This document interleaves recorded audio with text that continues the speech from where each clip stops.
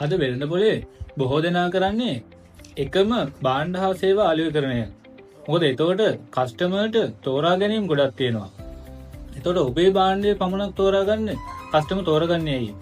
ඒකට ඔබ වෙළඳ සන්නාමය, ඔබගේ තියෙන වෙළඳ සන්නාමය හා අනන්‍යතාවය ඉතා වැදගත් වෙනවා. බොහෝ දෙනෙක් හිතන්නේ සන්නාමය කියන්නේ ලෝගෝ එකක් කියලා.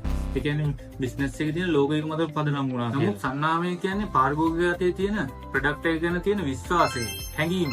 ඒ වගේම ඔබ ඔවුන්ට ලබා දෙන සුවිශේෂී ලක්ෂණ. ඒ වගේ හේතු නිසා තමයි කස්ටමර් ඔබව තෝරගන්නේ. ඔබේ ව්‍යාපාරයට අනන්‍යතාවයක් ලබා දෙන්න ඔබ මේ දේවල් උත්සාහ කර බලන්න.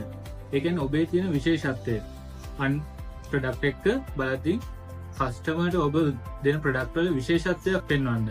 ඒක තීරණය කරන්න. විශේෂත්වය මොකක්ද කියලා. ඊට පස්සේ ස්ථාවරභාවය. ස්ථාවරභාවය කියන්නේ සමාජ මාධ්‍ය වල, ඒ කියන්නේ සෝෂල් මීඩියා වල භාණ්ඩ ඇසුරුම් කරන්නේදී ඊට පස්සේ පාරිභෝගිකයා සමග කතා කරන විලාසය එකම පෞරුෂය පවත්වා ගන්න. ඊට පස්සේ ඔබේ තියෙන වටිනාකම සංවේදනය කරන්න.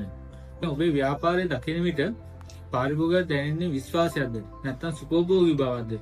ඒ පණිවිඩය නිරන්තරයෙන් ඔයා පාරිභෝගිකයට ලබා දෙන්න උත්සාහ කරන්න. මතක තබා ගන්න. වෙළඳ පොලේ මිල අඩුවෙන් දෙන කට්ටිය හැමදාම ඉන්නවා. ඒත් ඔබගේ සන්නාමය පවත්වා ගත්තොත් පාරිභෝගිකයා ඔබවම සොයාගෙන එනවා. අදම ඒ කියන්නේ ඔයා අදම සිතන්න ඔයාගේ ව්‍යාපාරයේ සන්නාමය ගැන. ඔබේ සන්නාමය අදටත් වඩා ශක්තිමත් කරගන්න දැන්ම පටන් ගන්න.